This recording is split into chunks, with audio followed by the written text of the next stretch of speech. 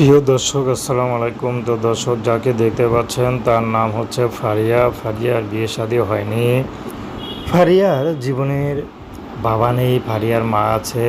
তো ফারিয়া 9 পর্যন্ত পড়াশোনা করেছে, তারপর আর পড়াশোনা করতে পারেনি।